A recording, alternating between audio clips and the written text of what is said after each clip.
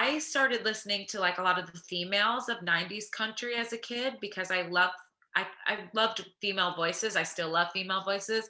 But they kind of were guiding me as a singer through my entire life. I was sitting at like a karaoke machine, singing these songs of all these greats of all genres, but a lot of the women of 90s country that were pop country crossovers, like Shania Twain and Faith Hill and Leanne Rhyme. And I started listening to country radio a lot more.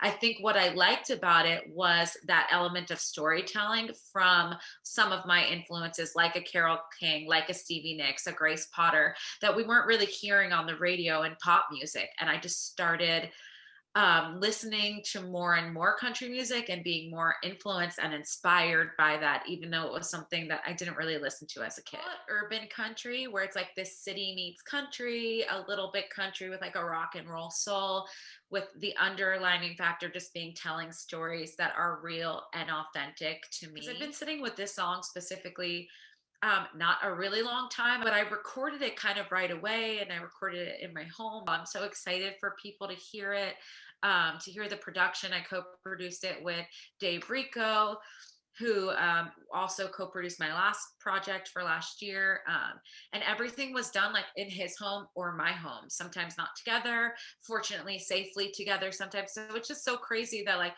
oh, the world gets to hear this like piece of work, this piece of art that we created in my little home here in New York City. It's just so wild. I couldn't sleep one night. This was after the pandemic had hit, and there were like riots and protests happening, and there were curfews, and I was spending a lot of time at home by myself. And sometimes that made me really anxious, and so one night I couldn't sleep. It was like 2 o'clock in the morning, and so I just grabbed my guitar and started noodling and came up with this really pretty melody that didn't have very many lyrics. It had just like keywords here and there, that mentioned the title of Live in the Light.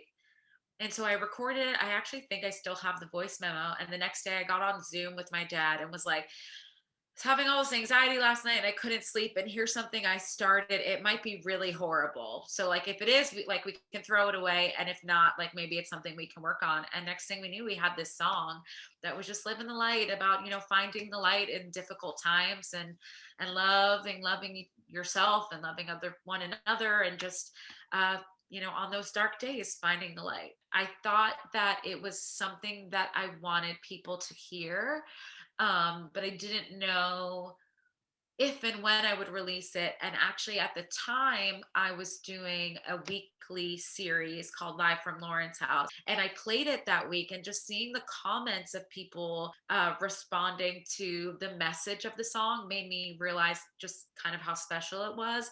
And then I brought it to my co producer, Dave, and was like, I think I want to record this. I don't know when I'll want to release it, but let's just, get it done.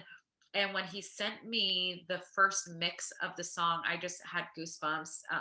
The instrumentation is so awesome and so beautiful.